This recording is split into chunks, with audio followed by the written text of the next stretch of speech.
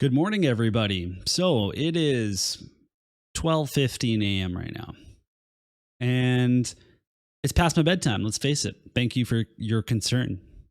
So why would I stay up on Christmas? Well, I was excited. I was excited about Shadowlynx, and I thought, okay, maybe she'll be a fire unit, and she's not a fire unit. She's Shadowlynx on ice. She's not an ice unit either. Now, if you don't want a salty Mysidia or a salt Cydia, then you should probably turn off the video now. But, you know, I'm a little bit salty. So let's hit it. Let's watch this. And, we'll kind of skip through it and we'll go from there. Okay, so we got an update video here. There's Hiroki and Justin, and I'm not going to just go over the full video because you can watch that and you should. It's better than me just recapping word for word. So we'll get to the important part here. Okay, so here's Shadowlynx on ice, back with an all new costume. She's a skater. She's literally a figure skater. She can't tell you how good it feels, how awesome it feels to skate around. But then she's also worried it doesn't suit her. Okay. So this is the Shadowlynx on Ice. The title you'll get is Never Setting Sun. And she's a Pierce unit. So she's got all of these different skills. We'll go over a bunch of them. She's got multiple team buffs. She's got chaining attacks. She's got AP Restore. So she seems to be kind of an anti-missile Pierce unit. Okay. Very, very exciting stuff. She's the dark element, which is already a very strong element. You know, there's other elements that maybe could have used some help, but you know, who am I to make that kind of judgment? So let's take a look at her. So first of all, she's got her own unique job. Of course, she's cost 100. She's subjob Hunter and subjob Night Blade. So there's the Night Blade is where you see anti-pierce, anti-missile, and then she has her own skills that give missile resist up. It's also on her vision card. So she's an anti-missile unit. We'll see how high her innate missile resistance is on release on Wednesday, but until then, that's kind of the assumption that we'll be making. We can see some of her skills here. And so her LB is going to be a 2-hit chain, large damage. It will darken peril and also reduce agility by a certain extent. And that means if you don't kill them, they won't go as quickly and maybe you can continue your chain. It's a great skill for PvE and PvP. So there's also triple sequence, triple attack that also makes their reaction rate go down. And she's got a couple of buffs. So the one they're going to show us is protect for everybody. And then after that, she gets, here we go, protect for everybody. And then she gets some attack up and agility up, which is also very, very strong. And she gets an AoE up, missile resist up AoE buff as well. So they don't show that in this video. Well, they showed it earlier during the showcase. But then she has another skill, and it's essentially the lightning skill that per unit it kills, actually it's Life Siphon. I mean, look at that. This is literally like, okay, there we go. So huge diamond AoE. It's a medium damage. I guess Life Siphon was maybe a large damage. And so for every unit it kills, you get 15 AP back, but the max is 2. So you get max 30 AP back on 2 kills. And you can see that these ninjas, they don't know what's happening. Ending Axle, boom. So she gets 30 AP back when they die. Bam. So exactly the same skill as Life Siphon, except I can't remember if Life Siphon's large or medium damage, but this one's medium damage. So she looks pretty solid. Pierce attack is a very, it's a very good attack to have. A lot of units are weak to Pierce. And so this is really, going to be a good unit for a lot of people pending the stats. So we've also got a vision card. The art on it is terrific. I love you got both Shadowlynxes for the diehard OG fans, but you also get your new Shadowlynx. You don't have to pick. You get both. Okay, so this card, it's the job-based one. So sword jobs, red mage, spear, and then ninja blade and gloves. And then it has agility up on the bestowed and dark attack up on the limited. And the limited is only for the 2 Shadowlynxes. So this card's kind of interesting. I mean, maybe we should take a look at who this is relevant for. Okay, so here are the dark units that this would actually fit. So we can see that you could make a team with the original Shadowlynx with Garvel, Renell, Dwayne, Kane. I mean, Garvel's the only one here that really stands out to me. But again, these aren't meant to be necessarily limited to like an element card. So when we open it up a little bit, there's some more options there. I mean, you could put her with a healer like Sylvie, and then put her with another pierce unit like Glaciella. Anyone else notable here? I mean, there's definitely some pretty good pierce units here. It's kind of funny that this card works for quite a few light units as well, but there are options. There's multiple choices, but the dark choices, not so many. Okay, so continuing on, we find out we're going to get a couple new things. There's going to be a spear for her. This is a UR spear. It's going to be one that I assume you get in the bingo board because it's a UR, not an MR. And so it gives pierce attack. It gives critical damage boost, which is really great. And then attack as well, for purple fairy, for dragoons, for trick lancers and lancers. So any Pierce unit, really. So Shadowlynx, they reveal more information about her, that she's a crit unit, that attack is good for units that use attack. Don't miss your chance to get it, of course. There'll also be an MR item that we can farm, and I forgot to look it up, and I'm too salty to do that, so I'm not going to. There's also upgrades for Camilo, and the biggest thing here is just some more dark resistance and agility, and then Moraga. The thing here that's super important, aside from the innate hate, is the bestowed barrier at the start. So he also has an innate hate from his helmet, so that's actually really good. It's kind of like it's very interesting. There's more resistances and stuff, but the bestowed barrier is also very interesting. It doesn't help Earth out a ton, but it's not bad. It's certainly putting them in the right direction.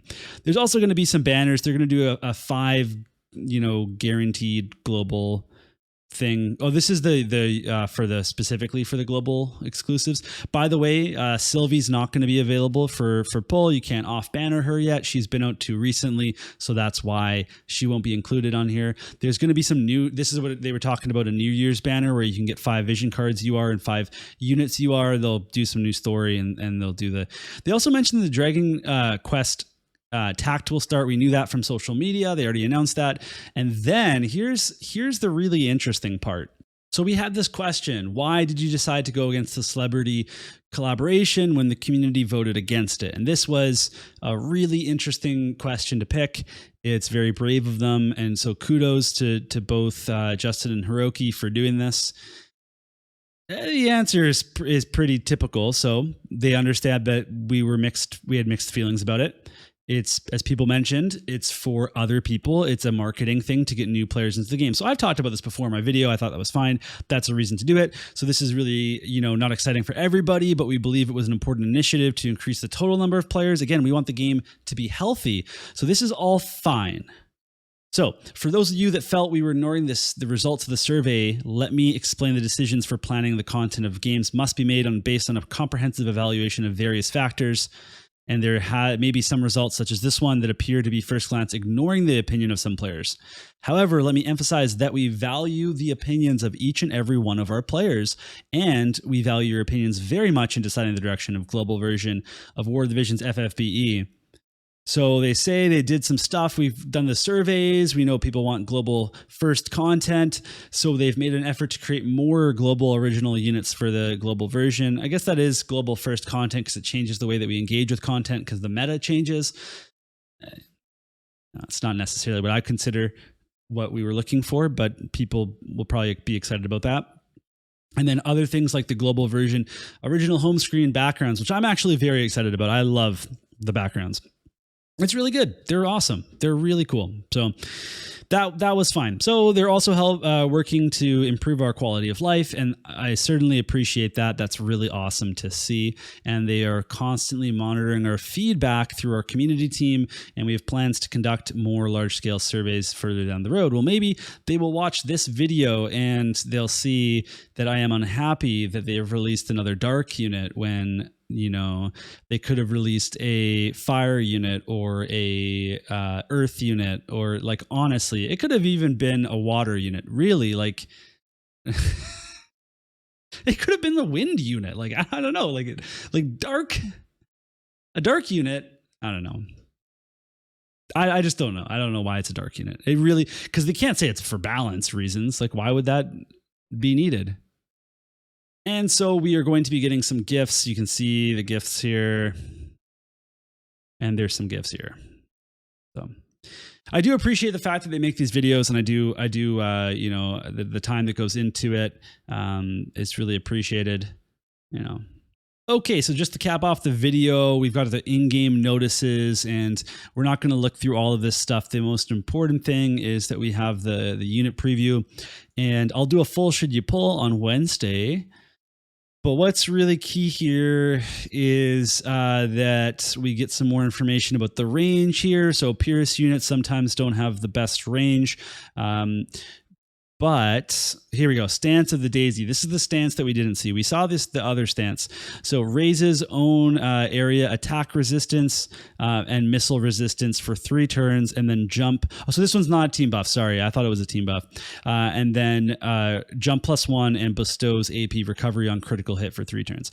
So this is a really great skill. Very, very important to get the area attack resistance, and the jump +1 is super interesting because this worst case scenario could be turned off for AI tuning on certain maps, although it certainly seems like a pretty important skill. So yeah. And then the VCs here, and there'll be the missions where you can get stuff for her. And so Purple Fairy is a Vanguard Striker class, a spear-wielding job that employs 2-panel piercing attacks and has a wide variety of abilities that recover AP when a foe is defeated or deal 3-hit damage. And then she'll get an EX job as well. And there's the Global Festival, so we'll get everybody back except for Sylvie, but there is a Visior back campaign. And so this is not the banner that everybody was hoping for, but it's still a very good deal to get Visior back. It's not the greatest, but it's still good. Like, obviously it's good. So the question is, am I going to pull for Shadowlynx? And I mean, I could never give you an answer now because I have to see the kit and make a final determination.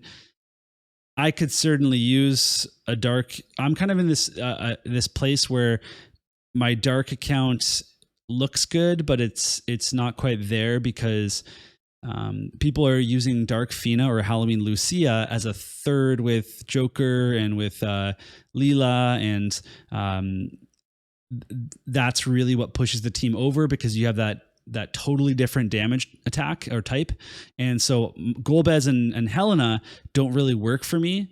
I know people are using Helena successfully in guild battle, and it's usually because they have Halloween Riber use TMR and she has re-raise. That's a huge part of it. People are also using Super Stern in these combinations as well. Super Stern has a free Mirage and could also have re-raise with Halloween Riber use TMR. So there's this kind of triple team of dark that's pretty good.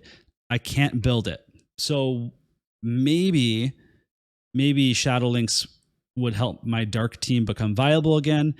But to be honest, because I still feel so salty that we didn't get a fire unit and that they've hinted that a strong fire unit's coming, and it likely means that Addison Rae is the fire unit. I don't know. Maybe there's hope that there's a Lunar New Year unit that's a fire unit, but then that would be a 90 cost fire unit, not a 100 cost fire unit. So maybe my saltiness will just make me boycott this banner, and not boycott in like I think other people should do it. Wait, that's not what it is. It's just, it's frustration. I'm frustrated. I am frustrated by the game. Okay, I'm gonna go to bed after I edit this and put it on YouTube, and let me know what you think. Am I overreacting? Is this a different Mysidia? I don't know. We'll see. Merry Christmas, everyone, by the way. I hope you had a wonderful day, and I'll see you all in the next one.